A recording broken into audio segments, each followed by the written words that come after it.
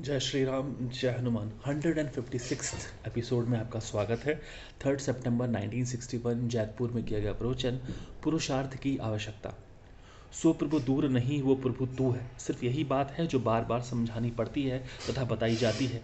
जैसे जिस मंजिल की ओर किसी को जाना होता है, वहां पहुंचकर उसे फिर कहीं जाना नहीं होता, वैसे ही जिसने आत्मज्ञान, आत्मध्यान व आत्म आनंद ज्ञान की मंजिल प्राप्त कर स्वयं को उस ध्यान व आनंद में स्थित किया है तथा पूर्ण रूप से वहां पहुंच चुका है, उसे फिर कहीं और जाने की आवश्यकता नहीं होती।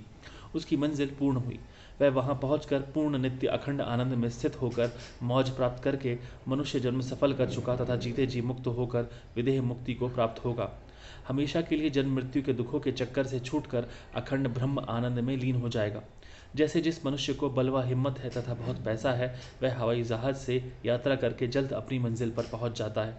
परंतु जिसे धन, बल व हिम्मत नहीं है, वह रेल द्वारा स्टेशन बदलते हुए धीरे धीरे काफी समय बाद अपनी मंजिल पर पहुंचेगा। वैसे ही जिसे बल, बुद्धि, हिम्मत है, वह शीघ्र ही ब्रह्म आनंद में लीन होगा तथा जिसमें बल, बुद्धि आदि कम है, वह धीरे धीरे उपासना आदि शुभ कर्म करते हुए काफी समय के बाद वहां पहुंचेगा। किसी को भी मना नहीं है। जिसमें जितनी शक्ति हो, चाहे आज ही ब्रह्म आनंद मोक्ष को प्राप्त करें, चाहे हजारों जन्म लेकर फिर उस जन्म मृत्यु से छूटकर मोक्ष पद प्राप्त करें।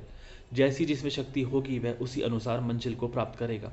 दूसरे से तो प्रत्येक प्यार करता है, परंतु जब कोई अपने आप से प्यार करके उस ज्योति स्वरूप में जलकर आनंद में लीन हो जाए, जैसे पतंग दीपक की लौ पर मस्त होकर उसमें जल जाता है, वैसे ही अपनी आत्म ज्योति में जल जाना चाहिए।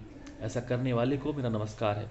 ना शब्द अपने शब्दकोश से निकाल दो कि मोक्ष का यह कार्य कठिन है आदि। पुरुषार्थ करने से सारे कार्य हो जाएंगे। दोस्तों, आज के प्रवचन में स्वामी जी ने बहुत अच्छी बात ये कही है कि आप ऐसा ना सोचें कि जो आत्म साक्षात्कार, ब्रह्म ज्ञान की बातें हैं, उसके आप अधिकारी नहीं हैं। कोई व्यक्ति यदि वो कोई भी मत, धर्म, संप्रदाय, उम्र, लिंग या जाति का हो, विश्व के किसी भी भाग में हो, तब भी वह प्रभु को पा सकता है अपनी धर्म के द्वारा, बताए गए रास्तों के द्वारा ही। मैं ये नहीं कहता हूँ कि यदि आप हिंदू नहीं हैं, सनातन धर्म को नहीं मानते हैं, तब आप आत्म साक्षात्कार को प्राप्त नहीं कर सकते हैं। ऐसा नहीं है। यदि आप किसी भी धर्म में नहीं मानते, ईश्वर के अस्तित्व में भी नहीं मानते, और फिर भी आप यदि मानवता की राह पर चलते हैं, तब भी आप आत्म साक्षात्कार को प्राप्त कर सकते हैं।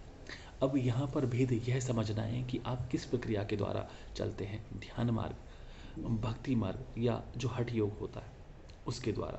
तो उसमें जितने भी ज़्यादा आप कर्म करते रहेंगे, उतना ही आप सक्सेस होते रहेंगे।